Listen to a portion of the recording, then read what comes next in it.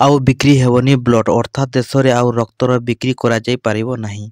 ତେବେ ଜରୁରୀ ପରିସ୍ଥିତିରେ ବ୍ଲଡ ପାଇଁ ହସ୍ପିଟାଲ ଓ ଘରୋଇ ବ୍ଲଡ ବ୍ୟାଙ୍କ ଯେଉଁ ମୋଟା ଅଙ୍କର ଟଙ୍କା ଆଦାୟ କରୁଥିଲେ ତା ଉପରେ ରୋକ ଲଗାଇଛନ୍ତି କେନ୍ଦ୍ର ସରକାର। ଏଣିକି ଏହି କାର୍ଯ୍ୟାନୁଷ୍ଠାନରେ ରକ୍ତର ବିକ୍ରି କରିପାରିବେ ନାହିଁ। ପୂର୍ବରୁ ଘରୋଇ ହସ୍ପିଟାଲ ବ୍ଲଡ ବ୍ୟାଙ୍କରେ ଗୋଟିଏ ବ୍ଲଡ ପ୍ୟାକେଟ୍ ପାଇଁ 2ରୁ 6,000 ଟଙ୍କା ଦାବି କରାଯାଉଥିଲା। ଏମିତିକି ବିରଳ ବ୍ଲଡ ଗ୍ରୁପର ରକ୍ତ ପାଇବା ପାଇଁ କିଛି କିଛି ଜାଗାରେ 15,000 ଟଙ୍କା ପର୍ଯ୍ୟନ୍ତ ବି ଦାବି କରାଯାଉଥିବା ଦେଖିବାକୁ ମିଳିଛି। ଏସବୁକୁ ଦୃଷ୍ଟିରେ ରଖି କେନ୍ଦ୍ର ସରକାର ଏକ ଗୁରୁତ୍ୱପୂର୍ଣ୍ଣ ନିଷ୍ପତ୍ତି ନେଇଛନ୍ତି।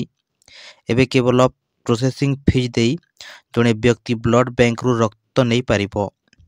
ତେବେ ଏହି ପ୍ରୋସେସିଂ ଫିଜ୍ର ଦାମ ରହିଛି 250 ଟଙ୍କାରୁ 1,550 ଟଙ୍କା ଭିତରେ ରହିବ ବୋଲି ସୂଚନା ଦିଆଯାଉଛି।